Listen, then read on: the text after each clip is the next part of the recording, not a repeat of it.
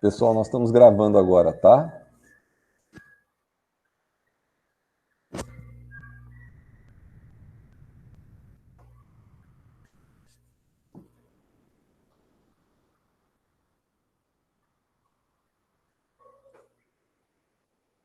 Espera mais um minutinho, a gente começa. Estamos em 7, 8 agora, 9. Boa tarde aos que foram chegar. Oh, boa tarde, boa noite. Eu tô aqui desde bom dia sentado nessa cadeira. Olá, boa noite, colegas. Tudo bem? Tudo jóia?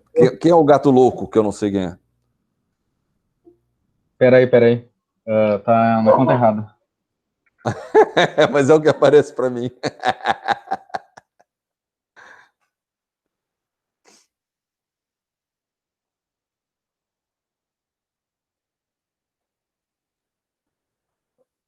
Tá bom. Bom, vamos nós. Respeito a vocês que chegaram no horário, à medida que os demais forem entrando, se forem entrando, eles vão ouvindo. No último encontro, nós falamos que era uma organização. Uma organização é um conjunto de duas ou mais pessoas que têm objetivos em comum. Então, se não tiver objetivo em comum, a empresa... Agora tá certo. Agora tá. A empresa não funciona. Melhorou. E aí a gente falou também que essas organizações têm uma série de variáveis ambientais que mexem com a vida dela, né? E dentro dessas variáveis ambientais, nós temos algumas que são do microambiente, que são aquelas mais próximas, como clientes, como prefeitura, como sindicato, como os consumidores, como a concorrência, e nós temos fatores macroambientais, que são mais externos, e que, por exemplo, fatores tecnológicos, fatores econômicos, fatores demográficos, que são mais amplos e muito mais difíceis de eu tentar interagir. Eu não tenho como impedir que uma população envelheça, eu não tenho como evitar uma pandemia, eu não tenho como fazer com que a China e os Estados Unidos parem de brigar, porque isso acaba gerando reflexos aqui na minha economia, certo? Então, agora a gente vai, a partir de hoje, lidar com o processo administrativo. O que é o processo administrativo? São funções que, no dia a dia, me permitem planejar, pode ser a minha vida, pode ser a vida da minha família e também pode ser a vida de uma empresa. E o que eles têm em comum? Eles têm em comum uma tomada de decisão, tá? A matriz SWOT é uma base, ela também é chamada de matriz fofa, é uma base para que a gente, na hora de planejar, a gente consiga saber quais são os pontos fortes, quais são os pontos fracos, quais são as ameaças e as oportunidades.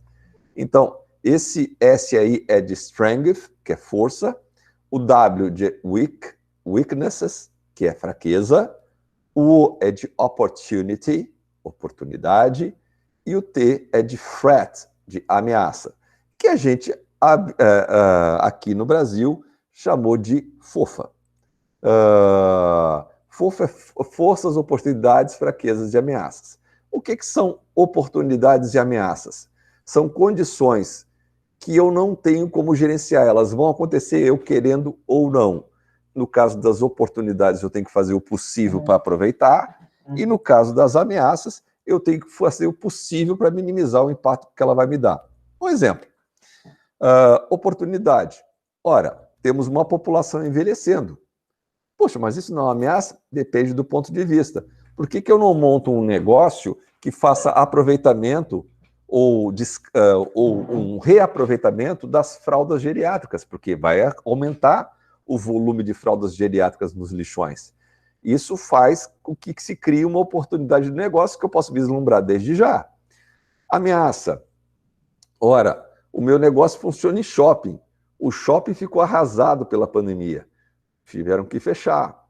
Ok, o que eu faço? Puxa, eu tenho que estudar. Será que vale a pena eu continuar trabalhando em shopping? Eu fui para shopping porque tem ar-condicionado, escada rolante, tem o maior número de pessoas transitando, as pessoas às vezes vão numa outra loja e passam pela minha e compram. Isso é interessante. Mas, puxa, eu tenho lido no jornal que deve vir outras pandemias muito em breve, depois que terminar essa. Será que vale a pena eu manter o meu negócio no shopping ou eu vou para uma loja de rua? Ou ainda uma outra possibilidade, eu transformo o meu negócio de forma virtual e eu paro de ter um ponto físico. Então eu tenho que vislumbrar todas essas possibilidades. Ué, o que eu fiz aqui de bobagem? Fiz uma bobagem aqui. Deixa eu ver. Deu. Pontos fortes e pontos fracos. Os pontos fortes são aqueles que eu tenho, ou a minha organização tem, e que pouquíssimas outras organizações têm. Neste momento, vocês são 15 alunos, comigo 16. Vamos supor que desses 16 alunos aqui, vamos falar a verdade, nós temos 3 alunos apenas que entendem de linguagem de sinais, que trabalham com Libras. Todos nós não trabalhamos com Libra. Isso é um ponto forte desses 3. Ah, mas é impossível que eu aprenda Libras? Não. Se eu me esforçar, se eu estudar bastante, se eu praticar bastante, eu também vou saber falar em Libras. Isso é importante? É. Se eu trabalho no setor de serviços, é fundamental. Eu trabalho na área da educação? Idem. Cada vez mais a gente tem gente indo para a faculdade. Isso deixou de ser um impedimento. Tá, e qual seria um ponto fraco? Por exemplo, de nós 16 aqui, vocês 15 alunos e eu, só tem 2 que falam inglês. Puxa, é um ponto fraco meu, eu não falo inglês. Puxa, e o que eu faço para me diminuir esse ponto fraco? Pô, vou estudar inglês. Mas tá, e aí, só estudar inglês basta? Não, eu tenho que estudar inglês e depois já começar a estudar outro idioma, porque aquele camarada que sabia falar inglês e eu não, ele já vai estar estudando uma segunda língua. Pode ser um alemão, pode ser um espanhol. Eu não posso ficar parado no tempo achando que tudo vai acontecer na boa, porque não é assim que funciona. E como é que a gente tem que fazer? A gente tem que fazer um quadrinho como esse aqui, que a gente chama de matriz, e bota lá a lista, mas essa aqui é um quadrinho que a gente não pode fazer sozinho. Porque se a gente for fazer da gente mesmo, da nossa empresa, em geral a gente não enxerga os defeitos. É que nem a pessoa amada, né? Você se apaixona por alguém, aí cai de 4, e aí todo mundo fala, tu vai cair nessa fria, a pessoa é assim, é assado, olha, ela vai te arranjar problema, ou ele vai te arranjar problema, pensa bem. E aí você não consegue enxergar, porque o amor é cego e, puf, cai no primeiro buraco que tiver, certo? Assim é a vida e assim são as empresas. Quando a gente não admite que tem defeitos, a gente não enxerga esses defeitos e não faz nenhum plano de ação para melhorar.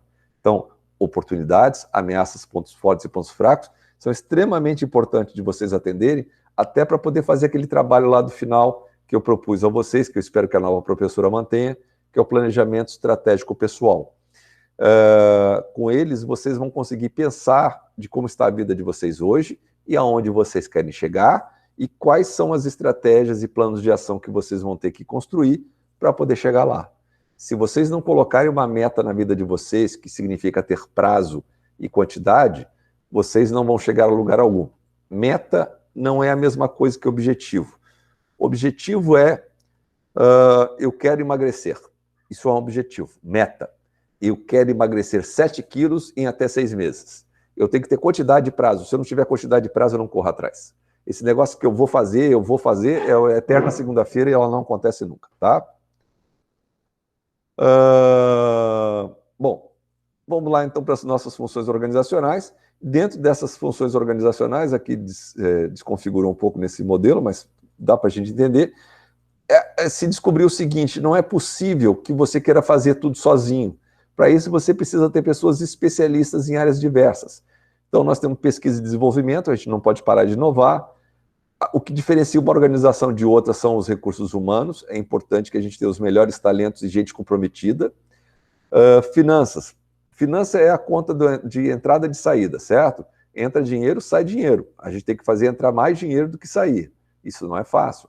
Marketing. Eu tenho que saber qual é o produto ou serviço que eu vou vender. O que tem de diferente nesse produto ou serviço que vai fazer com que as pessoas queiram comprar de mim e não do outro.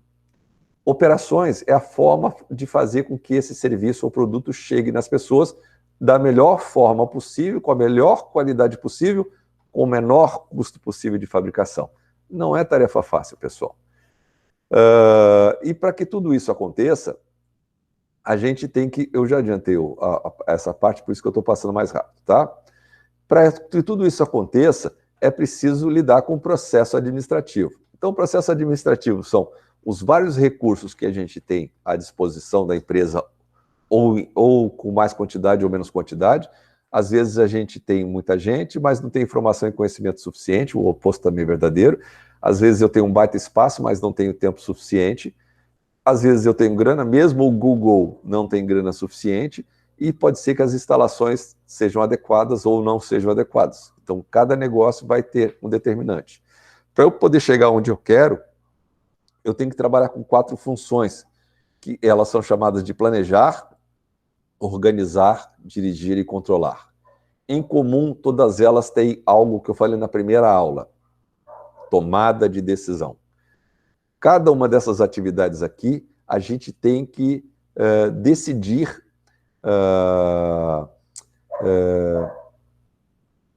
o que a gente vai fazer para chegar num determinado ponto. Então, vocês tomam decisão toda a vida. Vocês, quando decidiram entrar para a faculdade, vocês abriram mão de horas de folga com as famílias de vocês, vocês têm que retirar, mesmo que aqui seja gratuito, vocês muitas vezes têm que se alimentar porque vieram do trabalho direto, ou tem que pagar transporte, ou vão ter que correr atrás de algum livro, vão ter que imprimir algum trabalho. Isso tudo precisa de planejamento, tá? Outra coisa importante é que esses recursos que nós vimos aqui em cima, pessoas, informação, espaço, tempo e conhecimento, eles têm uma característica em comum. Para que eles me tragam vantagem, ele tem que ter 3 quesitos extremamente importantes. Eles têm que ser raros, ou seja, pouca gente tem. Eles têm que ter dificuldade de ser imitados e ser extremamente valiosos. Ah, Sérgio, dá um exemplo. Sandálias Havaiana. Ah, você tá maluco? Sandália Havaiana não é raro. É, mais ou menos. A sandália Havaiana só tem uma. As outras são imitações. Mas, então você não atinge a segunda coisa, ser dificilmente imitável. É, mas eles têm tiras que realmente raramente rompem, e tem a marca Havaiana que por mais que o cara queira imitar o chinelo, ele não consegue imitar a marca. A marca tem dono, tem registro. E se essa marca tem registro, tudo ligado à Havaiana vai entrar de dinheiro para mim, porque vai ter que pagar royalties para mim. E aí eu trago mais alguns quesitos para que essa marca fique ainda mais valiosa. Ou eu boto artistas da Globo lá vestindo as sandálias Havaiana, mostrando que gente descolada, gente da moda veste sandália havaiana, ou eu ainda posso fazer, como já fizeram uma vez, botar cristais Swarovski nas sandálias que estão valendo uma fortuna. Para vocês terem uma ideia, não é incomum os estrangeiros virem para o Brasil e comprarem alguns pares de sandálias havaianas para presentear os amigos na volta, porque lá elas custam $100 e aqui custa $10, R$45, tá? Nós temos alguns objetivos, e esses objetivos variam de acordo com a parte que tem ligação direta com a organização. Esses nomes todos aqui, a gente tem um nomezinho em inglês para o Administrace, que é stakeholder.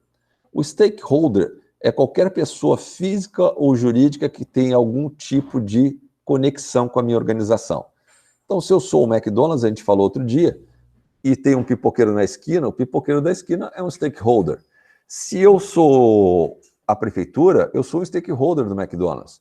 Se eu sou um cliente do McDonald's, eu estou um stakeholder. Se eu sou um funcionário, eu sou um stakeholder. Porque qualquer ação que eu possa fazer pode afetar positiva ou negativamente aquela empresa, certo? E aí, esses objetivos variam de acordo com o tipo de organização e de acordo com o tipo de influência que esses vários stakeholders têm na minha vida. Um exemplo, se eu sou uma empresa de geração de energia e mexo com petróleo, ora, um stakeholder importante é o pessoal de organizações ambientais. Se as organizações ambientais vão fazer propaganda contra mim, ele muito provavelmente vai gerar uma má imagem do meu negócio para os meus possíveis comerciantes. As pessoas são o que faz a diferença nas organizações, então as pessoas também são aquelas que fazem parte do processo administrativo, tá? Que é o planejar, o organizar, o dirigir e controlar. E aí, por favor, prestem atenção. Em todos eles, tomar decisão, tomar decisão, tomar decisão e tomar decisão fazem parte. No caso do planejamento, a gente vai decidir que objetivos a gente quer e quais são os recursos necessários para poder chegar naqueles objetivos, para poder concretizá-los. No caso da organização, eu vou dividir as autoridades e responsabilidades. O que é autoridade e o que é responsabilidade? Se eu sou um dono de uma empresa, toda a responsabilidade é minha. Mas como eu não consigo fazer tudo, eu delego a autoridade para pessoas subordinadas a mim. E se eles fizerem alguma coisa errada? A culpa é minha, a responsabilidade é minha. Ah, não, então eu não sou o dono da empresa, eu sou o chefe de um setor e eu tenho várias responsabilidades, só que eu também não dou conta do recado. E embaixo de mim eu tenho coordenadores, eu estou delegando para eles a autoridade. E se eles fizerem alguma coisa errada? A responsabilidade é minha. Eu não delego a responsabilidade, eu delego a autoridade. No caso da direção, é extremamente importante que eu incentive as pessoas a trabalhar, que eu mostre para elas que aquilo que elas estão fazendo pode fazer toda a diferença, não só para a vida dela e dos colegas dela, mas para a empresa como um todo e até para a comunidade onde a gente está. Toda vez que tiver um conflito, é através da direção que eu negocio esses conflitos para que as coisas entrem nos eixos. E o controle? Eu tracei objetivos. Será que eu estou chegando lá? Não sei. Vou comparar com o quê? Vamos lá. Vamos pensar aqui num exemplo. Eu tenho uma pequena...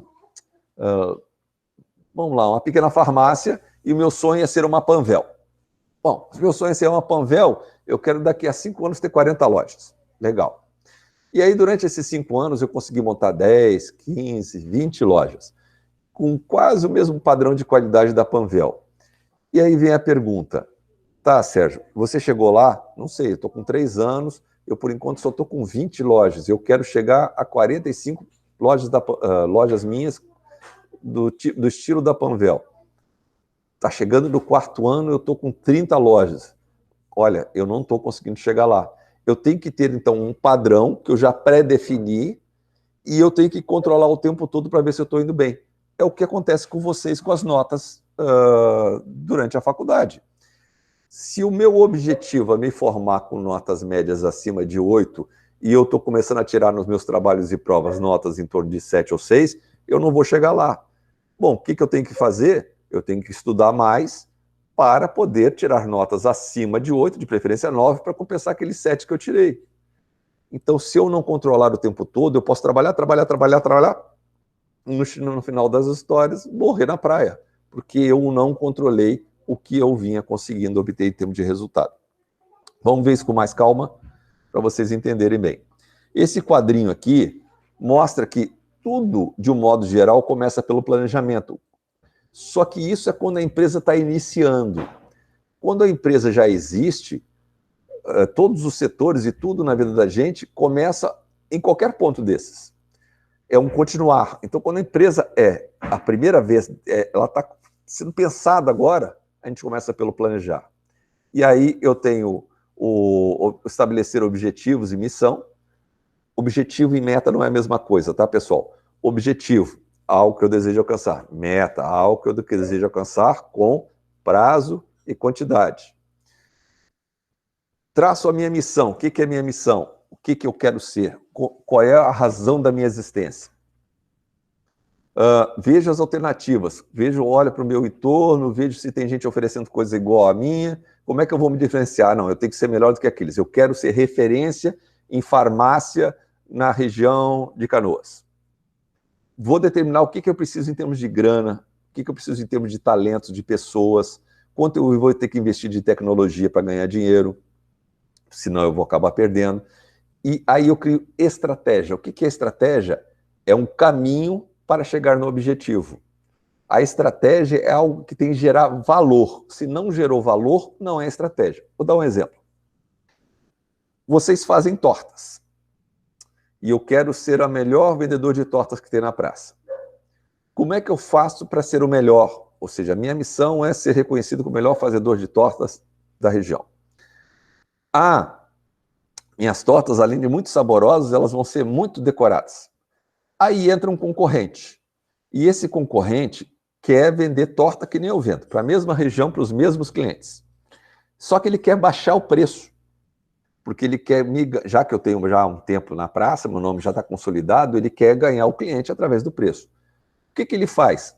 Ele abaixa a qualidade ou diminui a qualidade do chocolate que ele usa na torta para poder cobrar um valor menor da torta. Isso é uma estratégia? Não. Isso é uma técnica de gestão. Ele reduziu o valor do chocolate para impactar no preço, mas ele não agregou o valor para o cliente, porque de repente o cliente prefere pagar um pouco mais, mas ter uma torta de melhor qualidade do que aquele outro. De um modo geral, na vida da gente, agregar valor significa eu colocar na minha cabeça, no meu cérebro, no meu ser, todos os conhecimentos que estiverem ao meu alcance. O que você está querendo dizer com isso, Sérgio? Que quanto mais vocês estudarem, mais valor vocês estão agregando para as suas carreiras, para o resto de suas vidas. Conhecimento não ocupa espaço. Quanto mais estudar, melhor para vocês. Ok, eu tracei minha missão, eu tracei meus objetivos, eu vi quais eram as minhas alternativas, já pensei nas estratégias. E agora? Bom, eu já sei que sozinho eu não vou conseguir fazer isso. Eu preciso organizar os meus vários parceiros aqui e dividir. Cara, você vai cuidar da compra do chocolate, você vai cuidar da compra da farinha de trigo, você vai tratar de arranjar cliente porque a gente precisa vender, certo? E enquanto isso eu vou estar fazendo aqui. Então a gente divide cargos e tarefas na área da organização.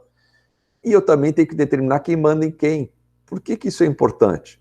Porque a gente precisa ter alguém de referência para perguntar quando tiver em dúvida. Pode ser alguém, não necessariamente que ganhe mais, mas pode ser alguém que é mais antigo e manja mais daquela tarefa do que a gente, e ele passou a ser o nosso, ou ela passou a ser o nosso farol, né? Aquela pessoa que nos guia. E na organização eu também coordeno os trabalhos para fazer com que as pessoas corram atrás da máquina. Na direção, como eu já havia adiantado para vocês, a gente motiva as pessoas. Não, Sérgio, peraí, não concordo com você. Essa frase aqui está aqui, mas eu não concordo muito com ela, apesar de eu mesmo ter colocado. Ninguém motiva ninguém. Eu não tenho como obrigar vocês a fazer dieta, ou parar de fumar, ou parar de beber, porque eu estou dizendo. Eu tenho que criar as condições que façam com que vocês se motivem. Por exemplo, no caso do cigarro. Olha, pessoal, fumar faz mal à saúde. 75% das... Estou chutando, tá? 75% das pessoas que fumam morrem de câncer no pulmão, no esôfago e por aí vai. Você quer morrer disso? Pensa bem se vale a pena continuar fumando. E outra, esse dinheiro que você gasta de cigarro todo mês, dava para você comprar aquela televisão LCD ou de LED que você tanto queria de 60 polegadas. Faz as contas aí para ver se não dá. Um maço de R$5, R$6, vezes 30, que você fuma um maço por dia, dá R$180. Puxa, tem razão. Então você oferece as condições para as pessoas se motivarem. E, sobretudo, na direção, você cuida dos conflitos, porque eles vão acontecer. É o que hoje nós temos nas pandemias.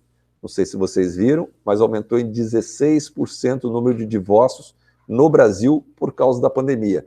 Os casais ficaram tanto tempo juntos, e os dois pontos que mais discutem é uso excessivo de telefone celular e divisão das tarefas domésticas. Gente, esse tipo de conflito dá para sentar e conversar, né? E o controle, como eu já havia adiantado antes, é quando você tem um benchmarking, é um outro nome que vocês vão aprender. O benchmarking é o nosso farol da qualidade. Eu quero ser aquela empresa, ou eu quero ser aquele profissional. Vocês, durante a vida de vocês, eu tenho certeza que pegaram alguém para ser o modelo. Puxa, aquele cara é fantástico, eu quero ser igual a ele. A mesma coisa acontece com as empresas. Elas pegam uma empresa para ser o farol delas, ou onde elas querem chegar, e tudo que eu puder fazer, eu vou fazer para ficar com aquele mesmo nível de competência. Vou dar um exemplo aqui do Rio Grande do Sul, que eu sei, mas que não conseguiram fazer o que queriam. A Unicinos, há mais ou menos 10 anos atrás, tinha uma ambição de ser tão boa quanto a USP de São Paulo. Só que no meio do caminho, ela queria ser PUC do Rio de Janeiro, que é considerada uma faculdade particular de excelente nível, muito superior à PUC aqui do Rio Grande do Sul. Quando chegou no final do segundo ano para o terceiro, que eles já tinham que estar quase virando PUC-Rio, teve uma crise na educação e eles começaram a demitir professores antigos. E outros professores antigos, vendo aquele cenário, trataram de mandar currículo para algumas universidades lá de São Paulo, que estavam contratando mão de obra experiente, com qualidade de publicação, e foram-se embora. Então, eles não conseguiram nem virar PUC-Rio, nem virar USP, porque as pessoas que fariam a diferença foram embora. Eles tiveram que repensar, ou seja, replanejar tudo outra vez, porque perceberam que aquilo que havia sido planejado não estava acontecendo em função das muitas crises que foram ocorrendo nesse meio tempo. Está tranquilo para vocês? Está muito ligeiro? Eu preciso ver vocês, eu não vejo ninguém. Eu vejo... Pode falar, não precisa mostrar. Não, tá tranquilo. Pelo menos aqui para mim tá tranquilo. Então tá. Se alguém tiver dúvida... Tranquilo. Ok, bom. Esse é teu, Sueli, que está falando? Eu. Ah, não, mas é o Neném que está falando, então tá. Sim. A Fabiane tem uma dúvida, prof. Por favor.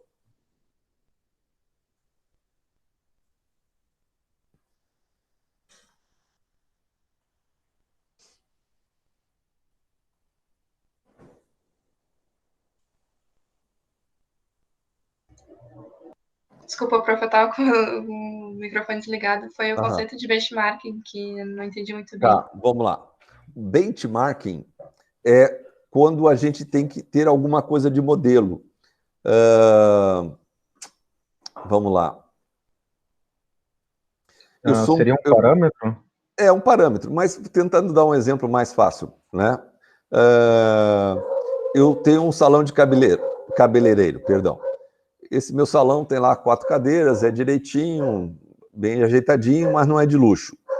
E eu conheci um salão de cabeleireiro lá em São Paulo, que tinha lá 10 cadeiras, as pessoas já entravam e recebiam espumante logo na entrada, o ar refrigerado estava sempre uma temperatura agradável, você nunca via ninguém reclamando, todos os funcionários trabalhavam de forma muito cordial, as pessoas eram atendidas na hora certinha, que estava marcada. Puxa, quanta organização, que legal. E olha, ele não cobrava muito mais caro que o meu. Eu um dia quero ser que nem aquele salão. Esse é o meu benchmarking. Vocês estão fazendo faculdade agora. Eu espero que vocês tenham se inspirado em alguém para resolver fazer faculdade. Poxa, meus pais não têm faculdade, mas um tio meu tem, ou um pai de um amigo meu tem, e eu vi que ele ganhava mais e tinha maior satisfação porque estava no emprego que ele não precisava carregar piano, ele era o pianista, né? Fazia um trabalho que ele usava a cabeça. Puxa, eu quero ser assim. Esse é o benchmarking. Vê se ela conseguiu entender, por favor. Sim? Joia. Show de bola. Bom, nessa história do planejar, organizar, dirigir e controlar é o que eu expliquei a vocês. Aquele 1, 2, 3, 4 só funciona quando a empresa está iniciando. Mas no dia a dia, às vezes a gente está aqui no organizar e aí aconteceu algum revés no nosso ambiente e a gente tem que voltar para o planejamento. É o caso da pandemia. Empresas que, caras, olha assim, vocês não têm noção da quantidade de gente que estava empreendendo em janeiro e fevereiro, no início, começando o empreendimento. Aí quando chegou março, mudou tudo. Aí eles vieram nos procurar, a gente tem um projeto que ajuda pequenos empreendedores, autônomos e pequenas cooperativas a sair do buraco. Somos vários professores, a gente não cobra nada por isso.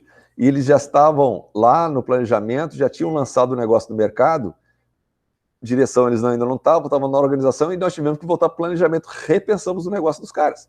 Porque aquilo que era vendido na porta de casa passou a ter que ser vendido através de uma tela. Então tivemos que criar ferramentas de marketing digital para que esses camaradas pudessem se vender. Agora eles estão nessa fase aqui, ó. Isso começou em março. Obrigado, querido. Isso começou em março.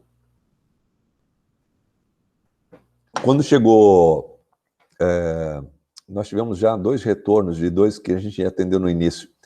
Quando chegou o final de julho, já estávamos na fase do controle se aquilo que a gente tinha planejado para eles estavam conseguindo atingir.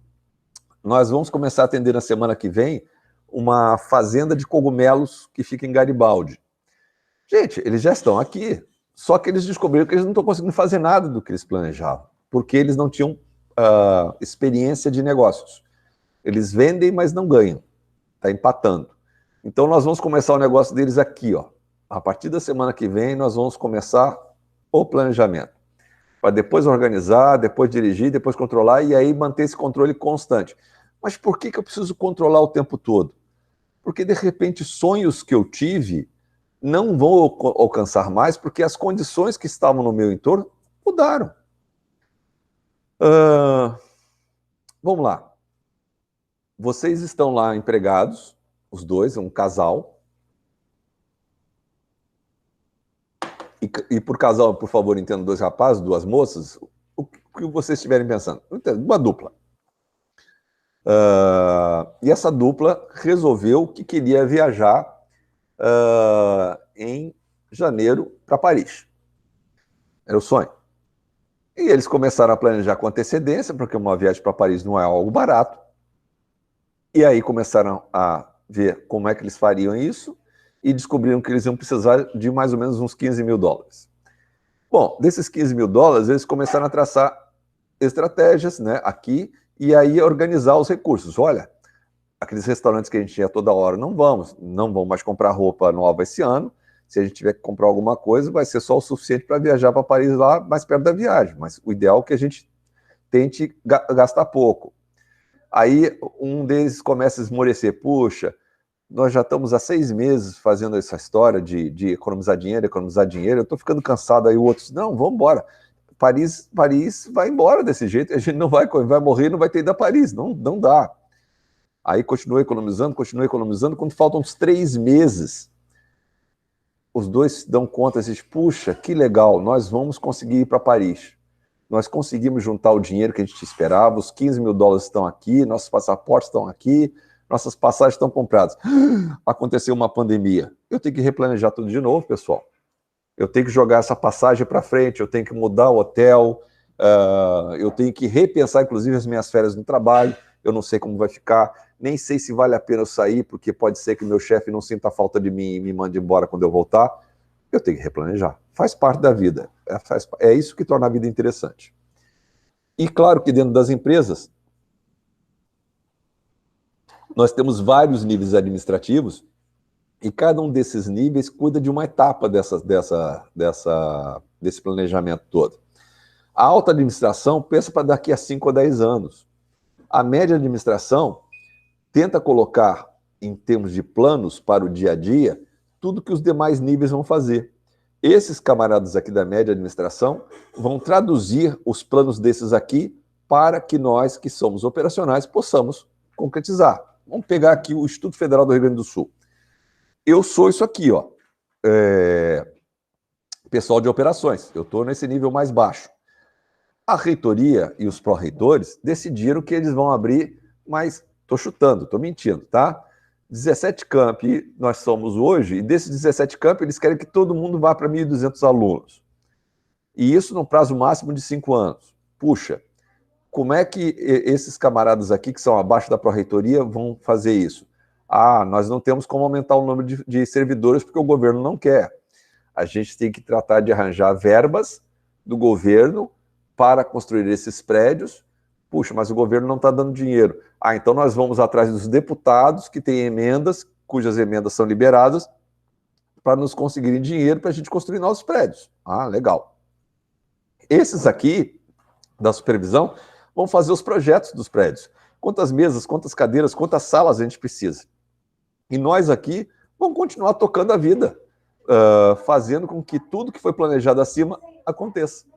Gastando menos folha, evitando que o ar-condicionado fique ligado desnecessariamente, procurando economizar tudo que tiver ao nosso alcance. É assim que funciona. Uma família idem, tá? Então, é a mesma figura, só que de uma outra forma, alta direção, gerência e supervisão. E por isso tudo, eu tratei de colocar para vocês, e eu vou passar isso um pouquinho mais ligeiro, o mesmo planejar, organizar, dirigir e controlar, dito de outra forma, que é para vocês não terem dúvida da matéria, tá? Planejamento, então, é como é que eu faço para alcançar uma determinada decisão que eu havia tomado lá atrás. Que objetivos eu quero, de que forma eu quero chegar lá, né? Então, é a bola que entra no gol. Missão é como eu quero ser reconhecido, a razão da minha existência.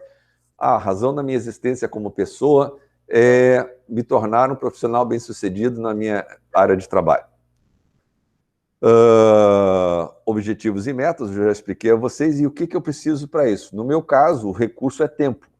Eu tenho acesso a livros, tenho acesso a artigos internacionais, eu não pago nada para essas plataformas, porque eu estou ligado a uma determinada instituição, mas eu preciso ter tempo. Eu preciso gerenciar o tempo para que esse tempo vire conhecimento, para que eu não fique para trás, porque o conhecimento está aumentando uma quantidade estrondosa, né? A vantagem do planejamento é que quando a gente faz parte dele, da construção desse planejamento, e aí eu me refiro a todos os funcionários que vão fazer parte daquilo, se a gente tomar parte, a gente vai entender a importância do porquê.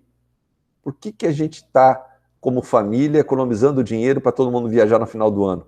Por que eu não posso tomar mais banho longo? No que isso afeta se eu gosto de tomar 20 minutos de banho? Ah, cara, afeta porque você gasta muito gás, gasta muita luz, gasta muita água, e isso faz com que o dinheiro que a gente poderia jogar lá nas nossas economias para viajar não vão acontecer. Você entendeu? Posso contar contigo? Ah, pode. Quando você for escovar o dente, dá para tu escovar o dente com a torneira fechada? São pequenas ações, tá? Que a gente faz, que todo mundo só vai cumprir se entender a importância. Em termos de empresa, a gente começa sempre na parte do planejamento sobre missão e visão. Missão, de novo, aquilo que eu quero, a forma como eu quero ser visto, a razão da minha existência. A visão, aonde eu quero estar daqui a 3 ou 5 anos. Faço uma análise ambiental, nós falamos sobre isso na última aula, as condições macro e microambientais. Aí os vários departamentos vão pegar essas informações e vão cada um traçar. Por exemplo, o marketing pode chegar à conclusão de que ele pode ampliar o mercado entrando em praças de venda onde ele hoje não trabalhava. Pode vender em cidades onde hoje ele não vendia. Ou pode chegar numa determinada cidade e pegar uma outra faixa da população com a qual ele não trabalhava. Aí se formulam as diversas estratégias para se chegar lá. As estratégias são iguais? Não, eu vou dar um exemplo para vocês. O setor administrativo é dividido em várias partes. Por exemplo, marketing, que pode me gerar muito dinheiro, e o RH, que não vai me gerar muito dinheiro no sentido de trazer receita. O setor de RH pode se dar conta de que ele pode ajudar evitando que tenha horas extras, ou tratando de trazer as melhores competências, porque essas melhores competências estão fazendo falta na nossa empresa, e eles podem fazer toda a diferença na hora da gente ganhar dinheiro. Ou pode fazer treinamento para as pessoas que trabalham, para elas trabalharem melhor. Foi o que aconteceu na época da pandemia, pessoal, e nas crises de 2008 e de 2015. Como eu tive que demitir um monte de gente, os poucos que sobraram passaram a fazer trabalho de 3 ou 5 pessoas. Só que elas não sabiam fazer esse trabalho de 3 ou 5 pessoas, eu tive que treiná-las. E como elas eram pessoas bem resolvidas, elas eram pessoas comprometidas, elas trataram de aprender, porque sabiam que era a única forma da empresa sobreviver, e eu consegui continuar empregado, e se Deus quiser, conseguir recontratar os meus colegas que foram mandados embora. Então, cada setor tem uma parcela de contribuição que não é necessariamente geração de dinheiro, mas pode ser economia de dinheiro. Aí vamos de novo para a função organização. Como eu já havia dito para vocês antecipadamente, é quando eu defino quem vai cuidar do quê. Quem vai ter autoridade, quem vai ter responsabilidade. E defino, sobretudo, onde vão ficar os diversos recursos. Ah, não, eu sou setor de marketing, eu preciso de mais dinheiro porque eu vou cuidar da propaganda. Aí o setor lá da produção diz, não, mas eu preciso de dinheiro porque eu preciso comprar uma máquina nova para a gente poder fabricar mais produto e mais barato. Eu vou ter que decidir quem vai receber mais dinheiro. Todo mundo quer, todos os setores querem. Se vocês tiverem 5 filhos, todo mundo quer ganhar a mesma coisa. Do 3 aos 20 anos, os caras vão querer ganhar a mesma coisa. Não tem como dar dinheiro para todo mundo. Então a gente vai definir quem é o prioritário. A prioridade é alcançar novos mercados? Vai ser para o marketing. A prioridade é baixar o custo de produção? Vai ser operações, e assim por diante. Igual para todo mundo não vai ter. Não se iludam, isso não tem nem no Google, que tem muito dinheiro. Quando eu falo em organizar, eu também me refiro à estrutura organizacional, que é a história de uma pirâmide, quem manda em quem. E essa história da pirâmide de quem manda em quem,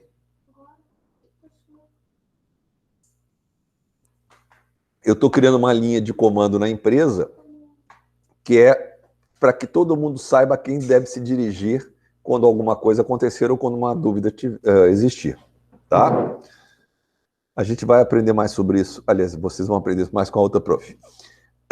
Sim, eu esqueci. Eu acho que hoje é a nossa última aula mesmo. Na semana que vem já deve ser a nova prof. Mas se ela não aparecer, eu vou estar aí com o maior prazer. Centralização e descentralização. Isso é muito importante até para afetar a vida pessoal e profissional de vocês. Se eu sou uma pessoa que gosta de tomar decisão, eu não vou gostar de trabalhar com um camarada que me manda o tempo todo. Que ele é que toma a decisão e eu só faço. Quando eu sou uma pessoa que gosta de autonomia, que gosta de liberdade para pensar, eu vou preferir trabalhar com um chefe que me dê autonomia para eu resolver as coisas. Se toda vez que eu precisar fazer alguma coisa, eu precisar pedir a benção, eu vou ser infeliz. Ah, mas é assim sempre? Não. Tem gente que gosta de ser mandado, e não tem nada de errado nisso, é um perfil da pessoa, e tem gente que não gosta de ser mandado. Eu, por exemplo, não gosto de ser mandado. Eu jamais poderia trabalhar nas Forças Armadas, eu seria infeliz o dia inteiro. E outras pessoas são bem ao contrário, elas preferem que alguém determine o que elas façam e vai... Gente, graças a Deus existe emprego para todo tipo de pessoa, tá? Qual é a vantagem da centralização? Qual é a vantagem da descentralização? Engraçado, esse formato aqui sempre desconfigura. A centralização, numa hora de uma emergência, na hora que o navio está afundando, é muito bom que tenha alguém para tomar decisão. Se vocês estiverem no navio que estiver afundando, vocês vão querer muito um capitão que diga: vá para o bote, mulheres e crianças primeiros, bota e colete. Alguém que determine. Descentralização. Extremamente importante e vital se você trabalha numa empresa que trabalha com criatividade. Agência de publicidade, o pessoal que faz programação de computador, aqueles programas que tem um monte de arvorezinha e algoritmo. Cara, esses caras precisam, às vezes, a hora criativa deles é às 3 horas da manhã. Então, eles vão de 10 horas da noite até as 3 horas da tarde do dia seguinte trabalhando direto. Em compensação, eles não querem aparecer 2 dias na empresa, porque eles já produziram muito. Esse tipo de gente tem que trabalhar com descentralização. E outros tipos de atividades centralizadas, sem problema. Varia de negócio para negócio. A igreja e o exército e uma orquestra sinfônica são hipercentralizados. É o maestro que decide como é que se toca, né? Na função de direção, como eu já havia dito a vocês, a gente trabalha com essas 3 características aqui: motivação, liderança e comunicação. Repetindo, a gente não motiva ninguém. Vocês talvez estudem aí, eu acho até que vai ser comigo, acho que sim, gestão de pessoas. Existe um cientista chamado Maslow, Abraham Maslow. Existem uns livros, vários, não são poucos, que falam da pirâmide de Maslow. Essa pirâmide não existe. Maslow nunca desenhou pirâmide alguma. Eu tenho os 2 trabalhos originais dele, se alguém tiver interesse. Óbvio, estão em inglês, mas lá vocês não vão encontrar uma figurinha sequer. O que ele dizia é o seguinte: as pessoas têm uma hierarquia de necessidades que, em algum momento, desses níveis vai se sobressair em relação aos demais. Por quê? Porque a minha motivação vem de dentro. E essa teoria de que a motivação vem de dentro veio de uma outra escola, que é só com o conhecimento de vocês, se chama Escola Sociotécnica de Tavistock. Eles entrevistaram mineiros e fizeram pesquisas que queriam entender como fazer com que os mineiros trabalhassem mais. E descobriram que os mineiros trabalhavam mais quanto mais espírito de equipe houvesse no desenvolvimento do trabalho. Eles mudaram a forma de trabalhar várias vezes até chegar num ponto que todo mundo ajudava todo mundo. E a motivação emergia de forma natural, tá? A liderança não precisa ter cargo para ser líder, precisa ter um reconhecimento dos demais de que você é a figura que a gente pode confiar. Seja pelos teus conhecimentos vastos, seja pela sua tranquilidade na hora de falar, seja pela tua capacidade de acolhimento. E comunicação, não se iludam, pessoal. Qualquer organização, inclusive o Instituto Federal do Rio Grande do Sul, e qualquer outro lugar, inclusive o Google, inclusive as famílias de vocês, inclusive a minha família, o problema é sempre comunicação. O óbvio tem que ser dito. O que é óbvio para ti pode não ser óbvio para outra pessoa. Vou dar 2 exemplos, de forma rápida, para a gente não perder muito tempo. Minha esposa, a enfermeira, trabalhava no pronto-socorro. Nisso chegou um senhor sendo transportado por 2 mulheres. O senhor entrou para a sala de emergência, infelizmente não deu tempo de salvá-lo, ele morreu. Saiu o médico e saiu minha esposa para falar com as 2 senhoras, e aí elas foram até eles e perguntaram, como é que ele está? Infelizmente ele foi a óbito. Resposta delas para o doutor, isso é grave, doutor? Óbito na cabeça delas não quer dizer nada, elas não conheciam a palavra óbito. Aí eles tiveram que dizer que ele faleceu, que ele estava muito grave e assim por diante. E um outro que aconteceu também em hospital, mas num outro hospital, existe um exame que vocês talvez já tenham feito, que é um exame de fezes que você tem que fazer 3 coletas. E aí a colega deu os 3 potinhos para o cidadão levar e disse, olha, quando o senhor trouxer, o senhor tem que botar o nome nos 3 potinhos. Sabe o que estava escrito nos 3 potinhos?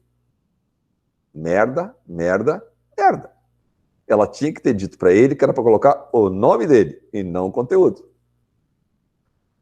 Natasha, eu estou muito rápido para ti? Tá, show. É que eu falo muito e eu posso te atrapalhar. Então, na função de direção, eu procuro estimular as pessoas a chegar em algum ponto. Vai ter conflito, isso faz parte do jogo e as mudanças vão acontecer sempre. Botem na cabeça de vocês que a única coisa constante nessa vida é a mudança. Então, a gente tenta resolver todos os conflitos possíveis e inimagináveis através da direção. E aí, finalmente, temos o controle, que é a nossa capacidade de saber o tempo todo se aquilo que nós havíamos planejado em termos de metas está sendo atingido. Se nós notarmos ao longo de um determinado tempo que aquilo... Vamos lá, eu quero emagrecer 7 quilos em 6 meses. Se chegar no 3º mês e eu não tiver emagrecido nem 2 quilos, eu estou fazendo alguma coisa de errado. Ou eu estou comendo a mais do que deveria, ou eu não estou fazendo o exercício da maneira como deveria. Se eu não tiver um controle, eu vou chegar no final do 6º mês e não tendo conseguido nada. A mesma coisa com o time de futebol, a mesma coisa com uma empresa. Eu tenho que estabelecer aonde eu quero chegar. E eu tenho que ver lá no dia a dia como é que anda isso. Dica para vocês, qual é o grande problema das empresas? Elas fazem um planejamento estratégico e muitas vezes só olham 6 ou 8 meses depois como é que está indo a parte do controle. Não pode. O ideal é que, na pior das hipóteses, isso leve 3 meses para acontecer. Eu diria para vocês que o ideal é um controle mensal. Por quê? Porque as coisas que eu planejei estavam bonitas lá no começo. Pode ser que as condições ambientais onde a minha empresa está tenham mudado, o dólar tenha subido e, com isso, o meu fornecimento de alguma coisa tenha encarecido. Pode ser que alguns talentos que eu contava para poder fazer a empresa andar tenham ido embora para outra empresa. Um monte de coisa pode acontecer. Então, o ideal é que eu faça um controle o mais próximo possível para que eu tome as decisões necessárias para melhorar o meu desempenho. No caso de vocês das notas, significa que eu tenho que ver se aquilo que eu havia planejado para mim em termos de qualidade de notas para me formar de forma diferenciada está sendo suficiente ou se eu preciso estudar mais. Basicamente, o controle acontece em 4 etapas. Primeiro, eu defino os padrões, onde eu quero chegar. No nosso caso, lá do emagrecimento, quantos quilos eu quero emagrecer em 6 meses. Coleto os dados, que devem ser continuamente coletados, e eu vou coletar esses dados do que eu estou fazendo e comparar com aquilo que eu planejei lá no início. Não está dando certo? Tem que tomar uma ação corretiva. Comer menos, exercitar mais. No caso das empresas, pode ser que eu chegue aqui, vou comparar com eu quero vender quero aumentar meu faturamento mais 40%. E eu posso chegar aqui e descobrir que eu estou vendendo mais 20%. Puxa, o que eu faço? Ou eu vou aumentar o número de mercados para o meu produto ou o meu serviço, ou eu vou ter que vender para mais no mesmo mercado. Isso significa roubar fatia de clientes de alguém. Ou então eu tenho que lançar um novo produto no mercado, porque aquele produto que eu estava vendendo já não está mais fazendo o sucesso que fazia. Vocês certamente já compraram algum produto em alguma vez na vida de vocês que fazia um sucesso danado, era uma moda danada, de repente aquela moda foi para o beleléu e quem fabricava aquilo deixou de ganhar dinheiro. Ganhou enquanto vendeu muito e depois não vendeu mais nada. Isso aqui é importante para vocês saberem, principalmente para quem vai trabalhar com logística. Essas três termos aqui falam bastante. O controle preventivo, como diz o nome, ele previne. A gente evita, por exemplo, quando vai viajar e vai de carro, sempre tem propaganda na televisão na época das férias. Você já fez a revisão dos seus freios? Já fez a revisão dos seus faróis? Como é que anda o seu carro? E a injeção eletrônica? Como é que está? A gente faz uma manutenção preventiva, evitando que alguma coisa quebre. Quem tem carro sabe que a cada 60 mil quilômetros você tem que trocar a correia dentada. Mas ela está boa. Cara, mas aumentou muito o desgaste dela e é melhor você trocar enquanto dá tempo, porque depois que quebrar, o prejuízo vai ser muito maior. Concomitante. À medida que o trabalho vai acontecendo, eu vou fazendo o reparo ao mesmo tempo, simultâneo. É como se você estivesse andando de bicicleta e aí vocês estão reparando que a corrente está ficando frouxa e aí o problema foi a porca da roda traseira que afrouxou e aí vocês vão lá, botam de novo a roda no lugar e reapertam a porca, tá? E controle de feedback, ou seja, depois que já aconteceu, é que você vai tomar uma decisão, uma ação. O ideal, pessoal, é sempre trabalhar com controle preventivo.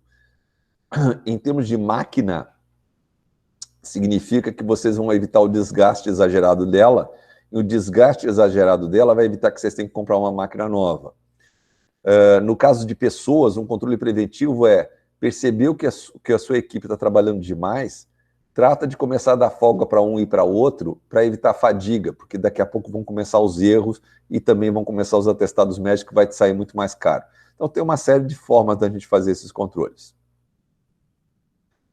E falando rapidamente sobre estratégia, eu falei para vocês logo no começo de que estratégia não é a mesma coisa que técnica de gestão.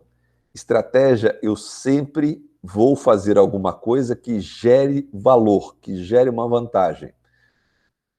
E o exemplo que eu dei para vocês foi do bolo. Eu vendo um bolo de excelente qualidade e um outro quer concorrer comigo e quer fazer um bolo para pegar a mesma freguesia, mas em vez dele melhorar ainda mais a qualidade ou fazer uma coisa diferente com a mesma qualidade, ele resolveu baixar a qualidade do chocolate, porque é uma matéria-prima cara para fazer torta. Então ele conseguiu baixar o preço do bolo dele, mas ele nunca será igual ao meu, porque ele não tem a mesma qualidade, e apesar do preço mais baixo, ele não atinge o tipo de cliente que compra o meu bolo. Ah, Sérgio, o que você quer dizer com isso? Quer dizer que ele vai ter cliente para o bolo dele? Vai ser um cliente que prefere ter um bolo qualquer, não está tão preocupado assim com a qualidade. Se não fosse isso verdade, pessoal, vocês não teriam vários chocolates diferentes nas prateleiras do supermercado. Tem chocolate que não tem nem gosto de chocolate, está lá vendendo, mas porque tem um perfil de cliente que gosta daquele tipo de chocolate, né? Assim como existem carros mais simples. Por exemplo, eu tenho um Logan. Não tem praticamente nada mais simples que um Logan, um carro que foi feito na América Oriental para famílias grandes, pobres. E por que eu tenho um Logan? Porque me atende, ele anda, ele gasta pouco e cabe um monte de gente dentro. Então, é o que serve, né? O que serve para mim não necessariamente serve para um camarada que precisa de um carro que chama a atenção, porque o negócio dele é de vendas e ele precisa ter um carrão mostrando que ele é um bom vendedor, tá? Sobretudo, as estratégias devem ser simples, não compliquem na sua vida. Façam coisas que vocês conseguem atingir. Estratégia não é fazer rebuscado, é fazer diferente.